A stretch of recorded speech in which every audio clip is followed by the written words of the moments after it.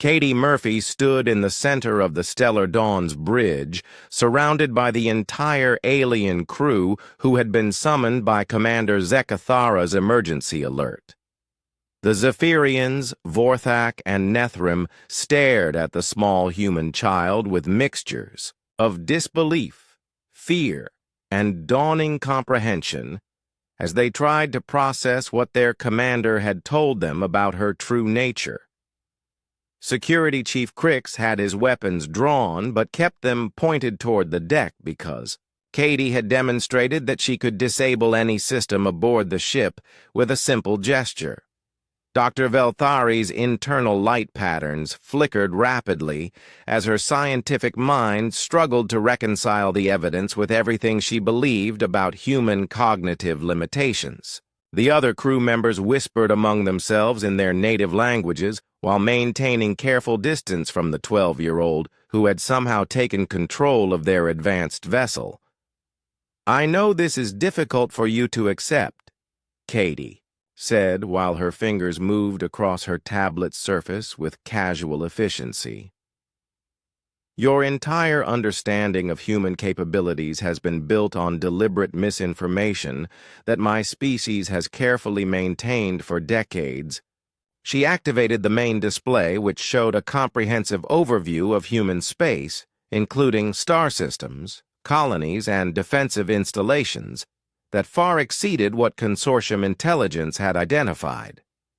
The map revealed a civilization that was both larger and more advanced than anyone in the galactic community had realized.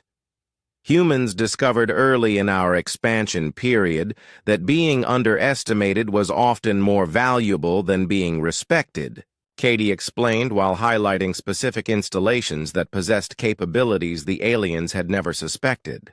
When we encountered other species, we quickly learned that demonstrating our full potential would likely result in preemptive attacks from civilizations that viewed us as threats. Commander Zekathara studied the display with growing unease as he recognized the strategic implications of what Katie was revealing. If humans possessed even half the capabilities shown on her maps, then the Consortium's expansion plans were not only doomed to failure, but might actually provoke a conflict with a species far more dangerous than they had imagined. Katie gestured toward technical specifications that filled secondary screens with details about human quantum computing, bio-neural networks, and adaptive artificial intelligence systems. Your scientists have been studying what they believed were examples of our most advanced technology, when they were actually examining deliberate primitives designed to maintain our cover. The quantum computer in her hands was a perfect example of human deception, because it looked exactly like a child's toy while operating on principles that exceeded anything in Consortium databases. Every piece of human equipment the aliens had analyzed was similarly designed to hide sophisticated capabilities behind crude appearances. The entertainment device you dismissed as harmless has been broadcasting everything it learned about your ship and crew to Human Defense Command. Katie continued while showing data streams that operated through quantum entanglement protocols, unknown to galactic science. Your research vessel has become an intelligence asset for the species you intended to study. Dr. Velthari finally found her voice and asked the question that was troubling all of them. If humans possess such advanced capabilities, then why maintain the deception? Why not reveal your true nature and claim your proper place in galactic society? Katie's expression grew more serious as she prepared to explain the strategic thinking behind humanity's long-term approach to interstellar politics. Because we learned from observing other species that technological advancement often leads to territorial expansion and resource conflicts. Humans prefer to develop in peace while avoiding the attention of civilizations that might view us as competitors. She displayed historical data about various galactic conflicts that had occurred. when emerging species revealed capabilities that threatened established powers. The pattern was disturbingly consistent with advanced civilizations either absorbing or eliminating potential rivals before they could become serious challenges to existing hierarchies. However, your consortium's plans for annexing human territory have forced us to reconsider our policy of hiding in plain sight, Katie said while showing the classified documents she had discovered about alien intentions. We cannot allow ourselves to be treated as primitives who need supervision from supposedly superior species. The bridge crew watched with growing alarm as she demonstrated the full scope of her infiltration by accessing their personal files, mission logs, and classified communications. Katie had not only compromised their ship, but had systematically gathered intelligence about consortium capabilities and organizational structure. You now have two choices, Katie announced while her tablet connected to external communication arrays that reached far beyond the stellar dawn. You can continue believing that humans are primitive and suffer the consequences of that miscalculation, or you can accept that we are equals who deserve to be treated with appropriate respect. To emphasize her point, she activated displays showing real-time locations of other alien vessels operating in human space. The consortium had deployed dozens of research ships throughout the border regions, but Katie's quantum communication networks had identified and tracked every single one of them. Human Defense Command is currently deciding whether to classify your activities as espionage or acts of war, she continued while the aliens realized how completely their operations had been exposed. That decision will depend largely on how you respond to what you have learned here today. Commander Zekathara understood that his crew was witnessing a historic moment that would fundamentally change galactic politics. The revelation of human capabilities meant that established assumptions about species hierarchies and technological development were no longer valid. "What do you want from us?" he asked, while beginning to accept that his position as captor had been completely reversed, without him realizing it. Katie smiled with satisfaction as she prepared to deliver humanity's formal message to the galactic community. First, you will immediately cease all intelligence-gathering operations in human space and recall every consortium vessel currently conducting unauthorized research in our territory. She displayed a list of specific ships and installations that would need to be withdrawn along with timetables for completing the evacuation. The level of detail demonstrated that humans had been tracking alien activities far more effectively than anyone had suspected. Second, you will provide full disclosure about the locations and conditions of all captured human personnel being held at consortium research facilities. Katie continued, while showing maps that included security details the aliens thought were completely secret. Those individuals will be released immediately and returned to human custody with full compensation for their wrongful detention. The bridge crew exchanged glances as they realized the scope of what Katie was demanding.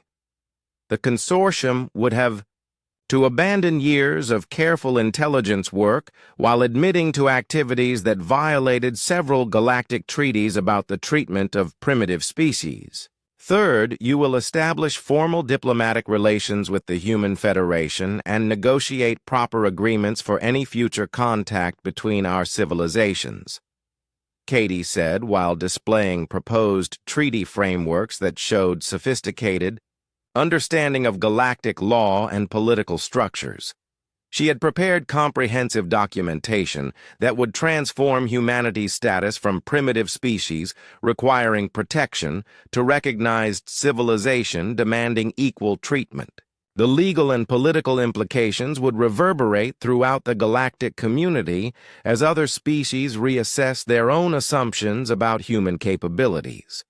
And finally, Katie added with particular emphasis on her words, you will carry A message back to your government and the broader galactic community about what you have learned here today. She activated a recording system that captured her next words for transmission to consortium leadership and distribution throughout their communication networks. The Human Federation wishes to inform all galactic civilizations that we are not the primitive species you believe us to be, Katie said while looking directly into the recording devices. We have been deliberately hiding our capabilities to avoid premature conflicts, but recent events have forced us to reveal our true nature. The message continued with detailed information about human technological capabilities, territorial boundaries, and diplomatic expectations that would shock governments throughout known space. Katie was fundamentally changing humanity's relationship with the galaxy by abandoning the deception that had protected them for decades. We do not seek conflict with any species, but we will not tolerate being treated as primitives who need supervision or protection, she concluded, while the recording captured every word for eventual broadcast across galactic communication networks. Commander Zekathara realized that he would be returning home not as a successful intelligence officer, but as the bearer of news that would terrify consortium leadership. The species they had planned to annex was actually a potential superpower that had been watching them far more carefully than they had been watching it. Commander Zekathara was making his routine inspection of the restricted sections when he heard the soft sound of fingers moving across control surfaces in the primary navigation chamber. The crystalline commander froze in the corridor outside. The sealed entrance, because that particular room required the highest security clearance and only 3 beings aboard the ship should have access to those systems. He approached the entrance carefully while checking his personal scanner to confirm what he was seeing. The security logs showed that the chamber had been sealed for the past 6 hours, with no authorized entries recorded during that time period. Yet someone was definitely inside working with the navigation computers based on the subtle vibrations he could feel through the ship's structure.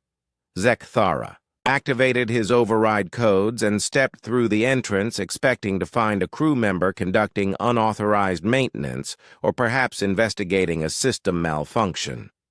Instead, he discovered Katie Murphy sitting at the primary control console with her small fingers flying across the interface with impossible speed and precision. Her movements were so fast they appeared blurred while streams of data flowed across multiple displays in response to her commands. The sight was so impossible that the commander stood frozen for several seconds trying to process what he was witnessing. The primitive human child who could barely understand basic concepts was manipulating their most advanced navigation systems with expertise that exceeded even his own considerable abilities. Her posture was completely different from the timid, frightened girl he had grown accustomed to seeing around the ship. Katie sensed his presence and slowly turned to face him with an expression that made his crystalline skin grow cold with sudden fear. Gone was the wide-eyed innocence and childish curiosity that had defined her behavior for the past week. In their place was a calculating intelligence that seemed far too mature for someone her age, combined with a confidence that spoke of extensive training and experience. "Hello, Commander Zekathara," she said in a voice that was still recognizably that of a 12-year-old human, but now carried undertones of authority that made him instinctively take a step backward. I was wondering when someone would finally notice what I was doing. The aliens had been so convinced of human limitations that they never considered the possibility of being deceived by someone they considered mentally inferior. Zekathara's mind raced through the implications while trying to understand how everything he believed about this child could have been so completely wrong. "You are not what you pretended to be," he said, while reaching for the emergency communication device on his belt to alert the rest of the crew about this unprecedented situation. Katie noticed his movement and smiled with amusement. That was far too knowing for someone her supposed age. "I wouldn't do that if I were you, Commander. You see, I now have complete control over your ship's systems, including life support, navigation, weapons, and communications." To demonstrate her point, she gestured casually toward the main display, which immediately showed a comprehensive overview of every system aboard the Stellar Dawn. Each section was highlighted in green, indicating that Katie had administrative access to functions that should have been impossible for any outsider to penetrate, let alone a primitive human child. Zekthara watched in growing horror as she effortlessly cycled through security protocols and maintenance schedules while making minor adjustments that proved her claims about system control. The ship's most sophisticated defenses had been completely compromised by someone the crew had dismissed as harmless. "Who are you?" he demanded, while trying to maintain some semblance of command authority, despite the obvious fact that he was no longer in control of his own vessel. Katie stood up from the control station and faced him directly with a bearing that would have been impressive in an adult alien officer, let alone a human child. "My name is Lieutenant Catherine Murphy of the Human Special Operations Division, though you may continue calling me Katie if you prefer." The title sent shockwaves through Zekthara's understanding of galactic politics and human capabilities. The existence of specialized military units implied a level of organization and strategic thinking that contradicted every assessment the consortium had made about human society. If this child was representative of human military personnel, then their entire species had been dramatically underestimated. "That is impossible," he said, while his internal light patterns fluctuated with disbelief and growing concern. "Humans are barely capable of interstellar travel, let alone sophisticated military operations." Katie's smile grew wider as she prepared to shatter more of his assumptions about her species' limitations. "That is exactly what we wanted you to believe, Commander. Humans have found that being underestimated is often more valuable than being respected." She gestured toward her tablet device, which now displayed information that made Zekthara's crystalline structure literally dim with shock. Technical specifications for quantum computers, detailed schematics of advanced starship designs, and tactical analyses of alien military capabilities filled the screen in a demonstration of human knowledge that exceeded anything in consortium. "Databases. Your primitive entertainment device," he whispered while staring at technology that was clearly far more advanced than anything his people had developed. "Is actually a quantum computer disguised to look like a child's toy," Katie explained while enjoying the alien commander's obvious distress. "Human engineering philosophy emphasizes function over appearance, which allows us to hide very sophisticated systems behind deliberately crude interfaces." The implications were staggering, because they suggested that human technology might be far more advanced than anyone in the galactic community had realized. If they could miniaturize quantum computing to fit in devices that looked like simple toys, then their larger installations and starships might possess capabilities that posed serious threats to established civilizations. The damaged merchant. "Vessel where we found you," Zekthara said as understanding began dawning about the scope of the deception, "was actually a deep-cover reconnaissance ship designed to get me aboard your vessel," Katie confirmed while calling up holographic displays that showed the real specifications of her supposed family transport.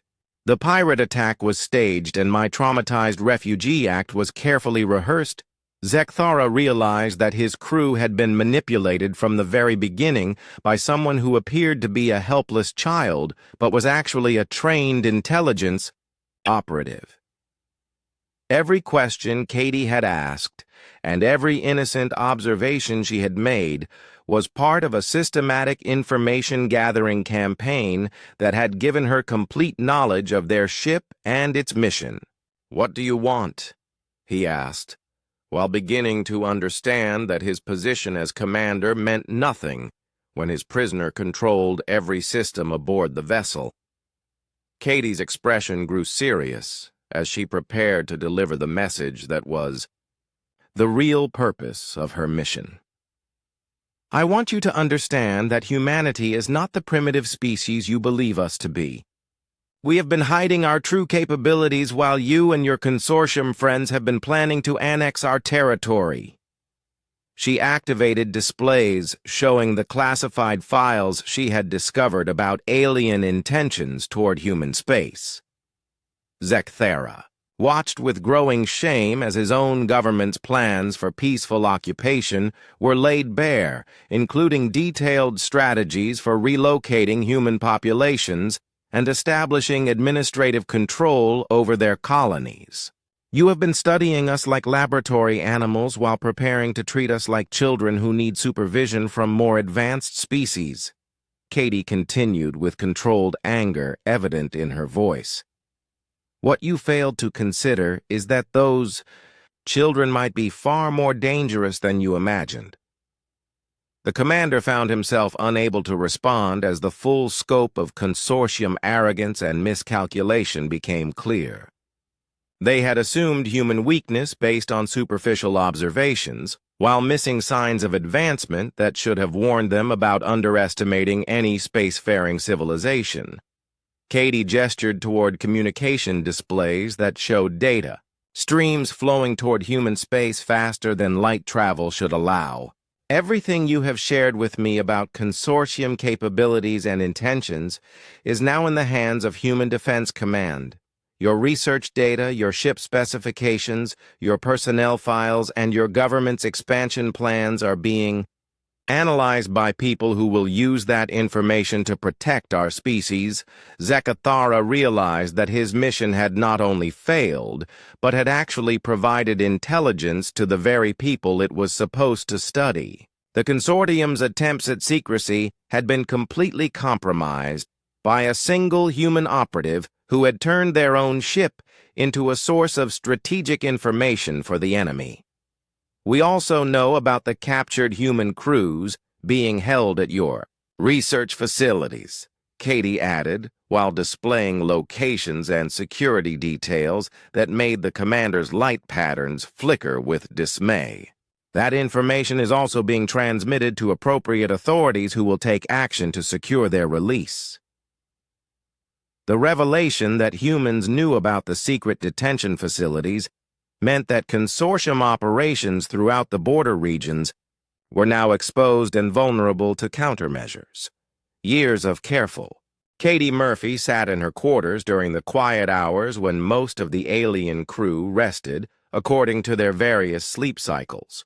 Her small fingers moved across the surface of her tablet with lightning speed, while streams of data flowed across. The screen in patterns that would have shocked the aliens if they could have seen them. What they believed to be a simple entertainment device was actually a quantum computer more advanced than anything in their technology databases. The device looked exactly like a primitive human toy because that was precisely what it was designed to do.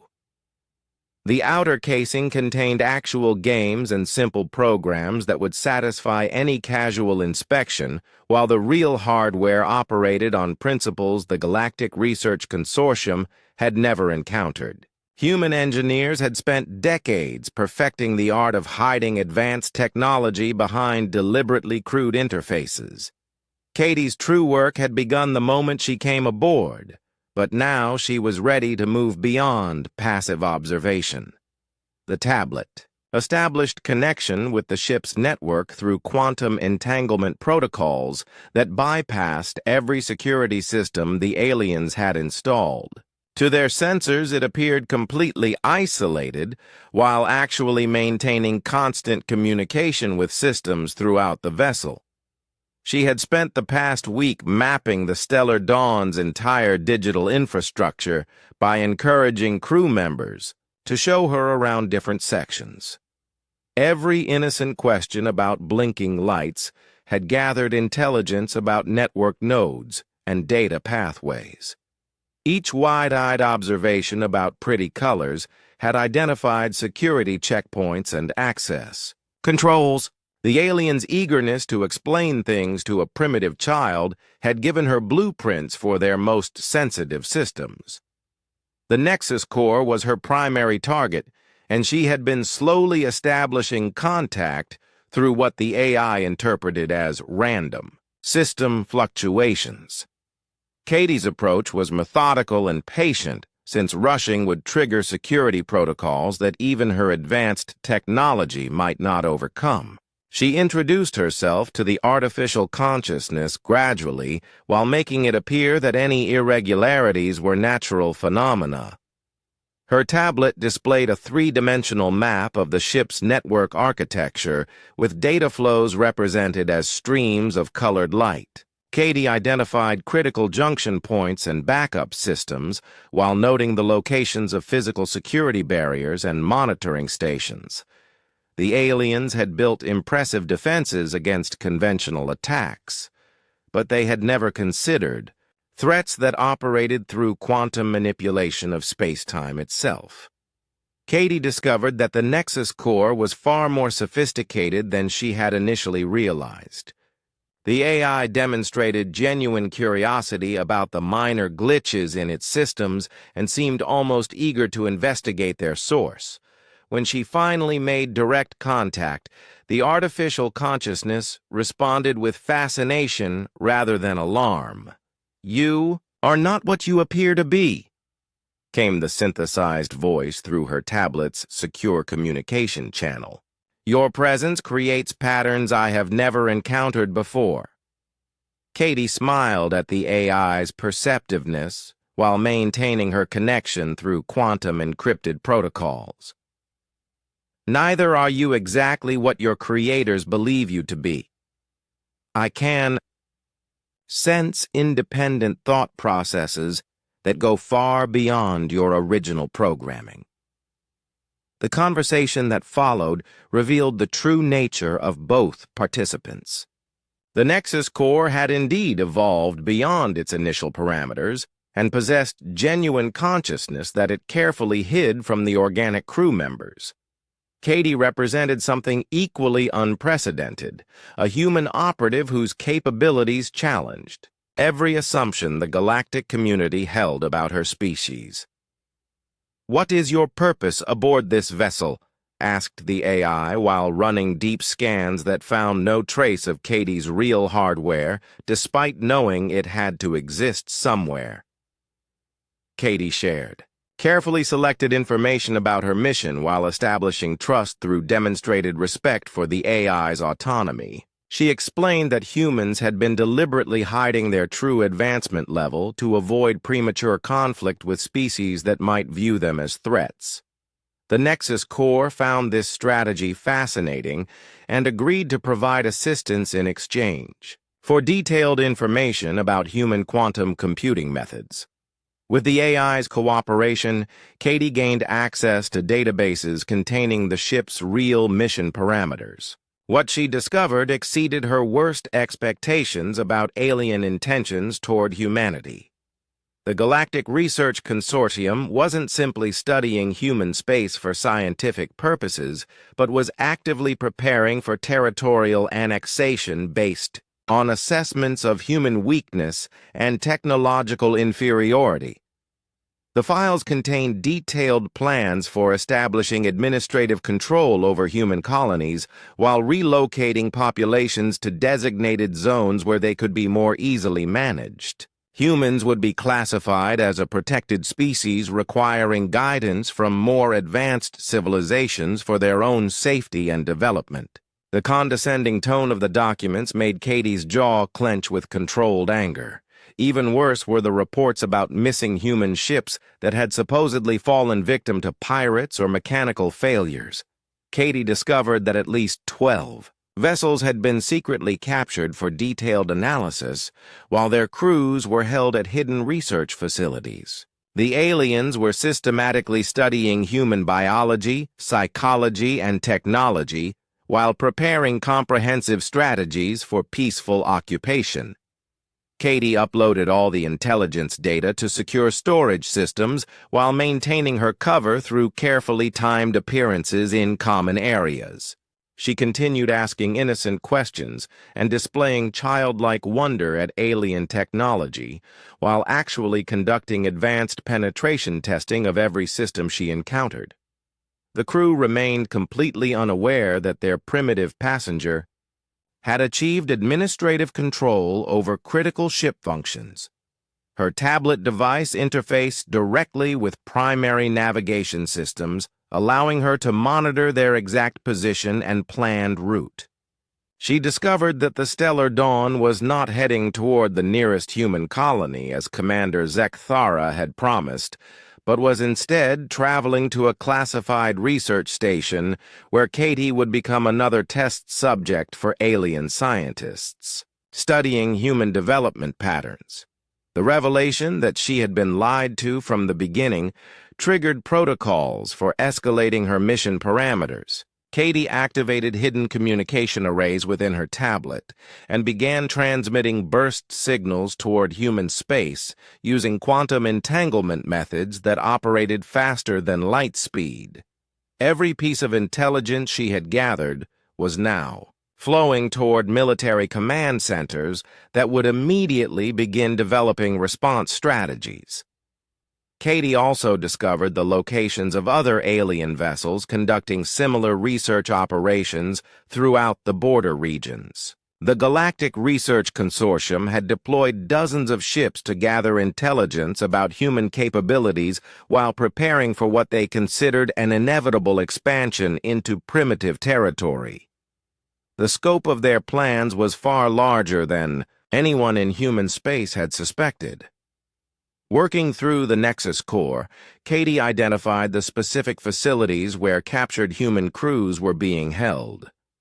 The AI provided detailed schematics and security information about each location, while expressing genuine concern about the ethical implications of the research being conducted.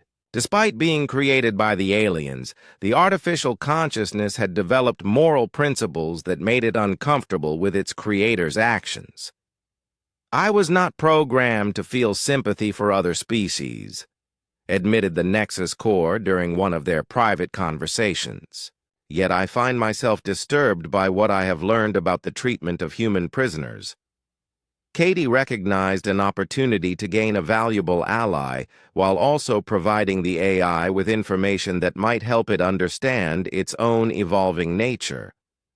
She shared human theories about artificial consciousness and the development of independent ethical frameworks in quantum-based minds. The conversation strengthened their partnership while giving Katie access to even more sensitive systems. As the days passed, Katie maintained her innocent facade while systematically documenting every aspect of alien technology and social organization. She recorded conversations between crew members in their native languages and analyzed their communication patterns for insights into species psychology and cultural motivations. Every piece of information became part of a comprehensive intelligence package that would revolutionize human understanding of galactic politics. The aliens continued treating her as a harmless primitive child while discussing their plans openly in her presence. They assumed she couldn't understand their sophisticated languages or comprehend the implications of what they were saying. Katie listened carefully to debates about the best methods for managing human populations and discussions about which colonies would be easiest to control through economic pressure rather than direct military intervention. Her tablet had become a window into the entire alien network while maintaining perfect camouflage as a simple entertainment device. Katie could access communication logs, research databases, and even personal messages between crew members while appearing to play basic games or watch primitive human entertainment programs. The contrast between her apparent activities and her actual capabilities was becoming almost absurd. 3 days had passed since Katie Murphy came aboard the Stellar Dawn, and the alien crew had grown comfortable with their small human passenger. She wandered the corridors with apparent innocent curiosity while clutching her primitive tablet device and asking simple questions about everything she encountered. To the sophisticated aliens, she seemed exactly like what they expected from such a backward species, a child with limited understanding but harmless fascination for things beyond her comprehension. Commander Zekathara watched her through the security monitors as she stood in the main corridor staring up at a status display with wide, wondering eyes. Her small fingers traced patterns in the air as if trying to copy the flowing symbols, but of course no human mind could process such complex information systems. The crystalline commander found her efforts amusing in the way adults might watch. A pet trying to understand advanced concepts. The human child appears to be adapting well to our environment, observed Dr. Velthari during their morning briefing. Her stress levels have decreased significantly and she shows healthy curiosity about her surroundings, though naturally she cannot comprehend what she observes. Security Chief Crix buzzed in agreement while reviewing the daily reports. I have monitored her activities extensively and she poses no security risk whatsoever. Her primitive device appears to contain only simple entertainment programs, and her movements follow predictable patterns, consistent with juvenile exploration. Behavior. The aliens had established a routine of allowing Katie supervised access to common areas during designated periods while ensuring she stayed away from sensitive locations. She seemed perfectly content to wander and explore while asking endless questions about the pretty lights and interesting sounds that filled the advanced vessel. Katie had quickly learned the names of various crew members and would greet them with shy smiles when they passed in the corridors. The aliens found her attempts at communication endearing, though they naturally had to use simplified language since human cognitive capabilities were so limited compared to civilized species. "Good morning, Velthari," Katie said brightly when she encountered the science officer near the main laboratory entrance. "What are all those blinking things doing today?" Dr. Velthari smiled at the child's innocent question, while gesturing toward the complex displays that monitored hundreds of different research projects simultaneously. "They are watching the stars, young one, and learning about how the universe works." Katie nodded seriously, as if this explanation made perfect sense to her primitive understanding, before asking another question that demonstrated her childish perspective. "Do the stars like being watched, or do they get shy sometimes?" Such anthropomorphic thinking was typical of undeveloped minds that tried to apply emotional concepts to natural phenomena. Velthari patiently explained that stars were simply burning balls of gas without feelings or consciousness, while Katie listened with apparent fascination and asked follow-up questions that showed she was trying very hard to understand, despite her obvious limitations. Later that same day, Katie encountered Commander Zekathara in the navigation section where he was reviewing their current course toward the nearest human colony. She approached with her usual mixture of curiosity and respect while holding her tablet device carefully in both hands. "Commander, sir," she said politely while looking up at the massive display showing their route through space. "Why do some of those dots move faster than others?" Zekathera followed her gaze to the tactical overview that showed various ships and objects in the surrounding region. He was impressed that she had noticed the different movement patterns, even if she couldn't possibly understand their significance. For a human child, she seemed reasonably observant, though still completely incapable of grasping the complex calculations involved in interstellar navigation. Different objects travel at different speeds, he explained in simple terms, while pointing to various elements on the display. Some are big ships like ours that move carefully, while others are small and fast like the messages we send between stars. Katie studied the screen intently before asking another innocent question that made the commander smile at her childish logic. If we wanted to go really, really fast, could we catch up to the message ships? The question revealed her fundamental misunderstanding of how space travel worked, but Zekathera took time to explain basic concepts about velocity and distance. In terms he hoped she might grasp. Katie listened carefully and asked more questions that showed she was processing the information, even if she couldn't truly comprehend the underlying principles. During these interactions, the aliens began noticing small details about their passenger that seemed slightly unusual, though not concerning. Katie had a remarkable ability to remember exactly where things were located after seeing them only once. When crew members left tools or equipment in common areas, she would often point out their location later with perfect accuracy.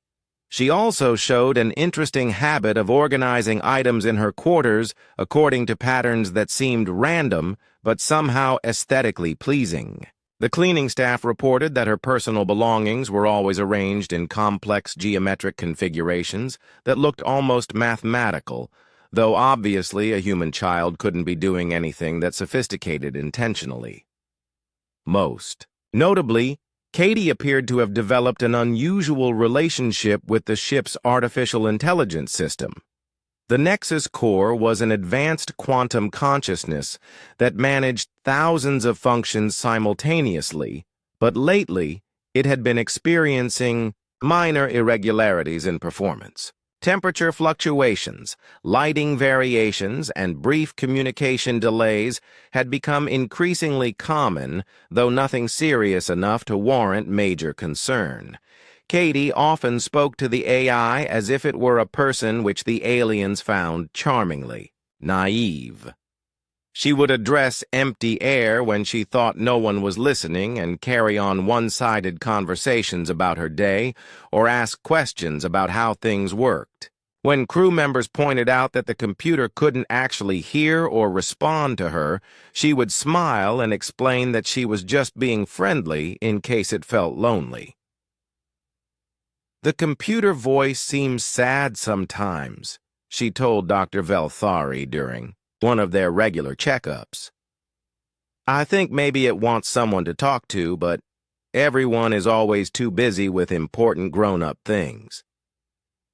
Such personification of technology was typical of primitive thinking patterns, but Velthari found it endearing that the child was trying to be kind even to things she didn't understand. The doctor made notes about Katie's social development and emotional recovery, while missing the subtle ways her presence was affecting the ship's systems.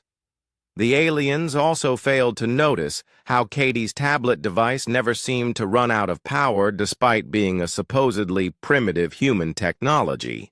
They assumed it used some kind of basic energy cell that lasted longer than expected, while not realizing that the device was actually interfacing with the ship's power grid through methods far too advanced for them to detect.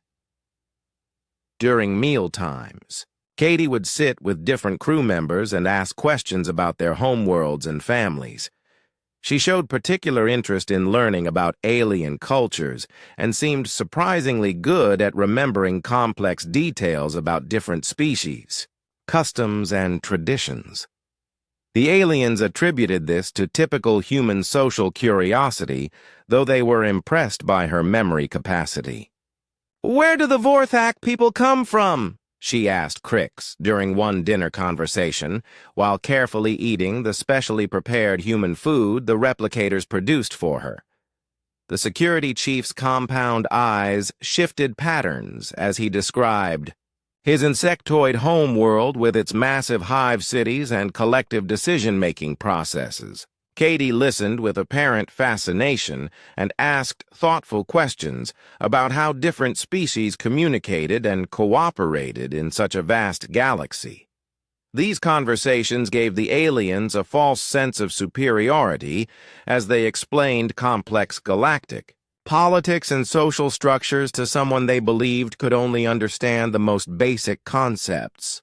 They enjoyed playing teacher to such an eager student while never suspecting that Katie was actually gathering detailed intelligence about their civilization's strengths and weaknesses. As the days passed, the crew grew increasingly fond of their small passenger while becoming completely comfortable with her presence aboard their vessel. Katie seemed like exactly what she appeared to be, a traumatized human child who was slowly recovering from terrible experiences with the help of kind alien rescuers. None of them suspected that every innocent question and wide-eyed observation was part of a carefully planned intelligence-gathering operation. The ship's systems continued experiencing minor glitches that the maintenance teams attributed to normal wear and aging equipment. The Nexus Core reported occasional processing delays and memory fluctuations, but nothing that significantly impacted operations. If they had looked more carefully, they might have noticed that these irregularities followed patterns that correlated with Katie's movements around the ship, but such analysis would have required them to suspect a primitive human child of capabilities, far beyond anything their species should possess. Katie maintained her cover perfectly while systematically learning neat. The alarm bells rang across the bridge of the stellar dawn as Commander Zekthara studied the strange readings on his scanner. His tall, crystalline body reflected the blue light from the control panels, while his six-fingered hands moved across the smooth surfaces with practiced ease. The Zephyrian commander had spent many cycles exploring the outer regions of known space, but this signal was different from anything he had encountered before. "Sir, we have detected a small vessel drifting approximately 2,000 units from our current position," reported his science officer Velthari from her station near the massive viewing screen. Her crystal-like skin sparkled as she turned to face him, with information flowing across her internal light patterns. Zekthara moved closer to examine the data himself. The readings showed a primitive-looking ship that appeared badly damaged, with minimal life support systems still functioning. Most concerning was the weak distress beacon that barely registered on their advanced sensors. Such crude technology could only mean one thing. "Analysis confirms it is a human vessel," announced Crix, the security chief. His insectoid form clicked and buzzed as he spoke, while his compound eyes processed multiple data streams simultaneously. The construction methods and energy signatures match known human engineering patterns, though they appear even more basic than usual. The commander nodded thoughtfully as he considered their options. The Galactic Research Consortium had strict protocols regarding contact with primitive species, and humans certainly qualified as one of the least advanced races in this sector of space. Their technology was laughably simple compared to what civilized species had achieved thousands of cycles ago. "Are there any life signs aboard the vessel?" he asked while watching the tactical display update with new information about the drifting ship. Velthari adjusted her controls and focused the bioscanners on the human craft. After several moments, she looked up with concern showing in her light patterns. "I am detecting one very weak life signature, sir. The readings suggest it may be a juvenile human based on the size and metabolic rate. This complicated matters significantly. While adult, humans were considered barely intelligent by galactic standards. Their young were even more helpless and primitive. The thought of leaving any sentient being to die in the cold vacuum of space went against everything the consortium stood for, despite how backward the species might be. "Bring the vessel into our cargo bay," ordered Zekthara after weighing the moral implications. "Prepare a medical team and have them standing by to assist whoever we find aboard that ship."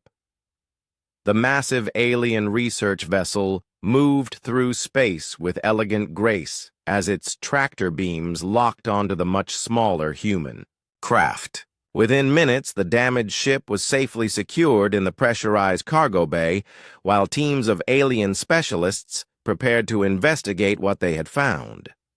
Commander Zekthara led the boarding party himself along with Dr. Velthari and security, Chief Crix. They wore protective suits not because they feared contamination from the primitive humans, but simply as standard procedure when dealing with unknown environments. The human ship looked even more crude up close with obvious signs of recent damage and barely functional systems. The airlock cycled open with a hiss of equalizing pressure, and the three aliens stepped inside the cramped human vessel. The interior was dark except for a few emergency lights that cast eerie shadows across walls lined with primitive control panels and manual switches. Everything about the ship screamed of backward engineering and desperate improvisation. They found her in what appeared to be a small cargo compartment that had been converted into a sleeping area. Katie Murphy sat huddled in the corner, clutching a small rectangular device against her chest while tears streamed down her dirty face. She looked exactly like what she was supposed to be, a 12-year-old human child who had survived something terrible and was now completely alone in the vast emptiness of space. Her brown hair hung in tangled strands around a face that showed clear signs of fear and exhaustion. When the aliens entered her hiding place, she pressed herself further into the corner and began speaking in the primitive human language with words that came out broken and frightened. "Please don't hurt me," she whispered while staring at the tall crystalline figure of Commander Zekthara with wide eyes. "The bad men came and they hurt my family and I hid, but everyone is gone now and I don't know what to do." Dr. Velthari immediately activated her translation matrix and began running scans to determine the child's physical condition. The readings showed signs of dehydration and exhaustion, but nothing that couldn't be easily treated with proper care. More importantly, the girl appeared to be suffering from severe emotional trauma, which was completely understandable given what she had apparently experienced. "We are here to help you, young one," said Zekthara through the translator while trying to make his voice sound as gentle as possible. "You are safe now, and we will take care of you until we can return you to your people." Katie looked up at him with those large, frightened eyes and slowly nodded her understanding. She clutched her small device even tighter, and Crix noticed it. Appeared to be some kind of primitive entertainment tablet that humans use to occupy their limited attention spans. The security chief dismissed it as harmless, since human technology posed no threat to anyone. They carefully helped Katie to her feet and escorted her through the corridors of their advanced ship toward the guest quarters that had been prepared for her. Along the way, she stared in apparent wonder at the smooth walls and flowing design of Zephyrian architecture, while asking simple questions about the pretty lights and strange sounds all around her. "Where are we going?" she asked in her small voice while looking around with what appeared to be innocent curiosity mixed with lingering fear. "To a safe place where you can rest and recover," replied Dr. Velthari kindly. We have food and clean water and a comfortable bed where you can sleep without being afraid. The guest quarters were modest by alien standards, but probably seemed luxurious to someone from such a primitive species. Katie looked around the room with apparent amazement at the automatically adjusting lighting and temperature controls before settling onto the soft sleeping platform with her tablet still held protectively in her small hands. "What happened to your family?" asked Commander Zekathara gently, while the medical scanners completed their analysis of her condition. Katie's face crumpled, and fresh tears began flowing as she told them about the attack on her family's ship. According to her story, they had been traveling between human colonies when pirates attacked without warning. Her parents had hidden her in the cargo hold and told her to stay quiet no matter what happened. When the sounds of fighting stopped, she had waited for hours before finally coming out to find everyone gone and the ship badly damaged. The aliens listened to her story with appropriate sympathy, while noting several details that confirmed their assumptions about human limitations.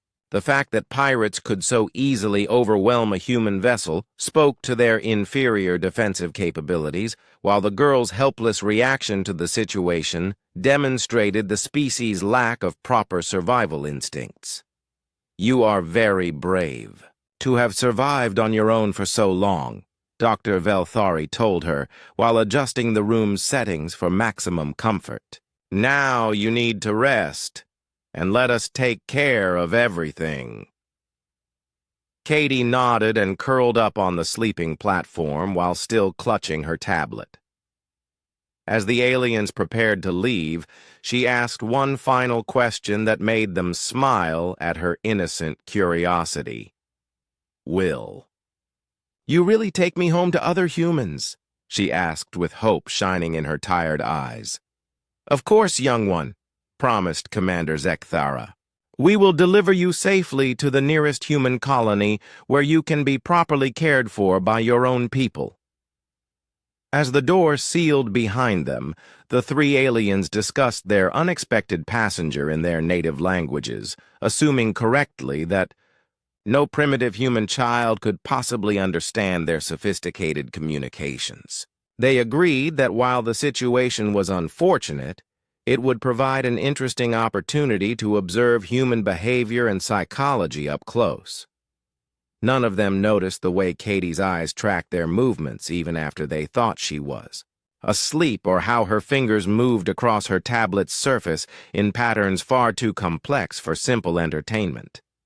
The scared little girl they had rescued was already beginning her real work, but the aliens saw only what they expected to see: a helpless primitive child who posed no threat to anyone or anything aboard their advanced vessel.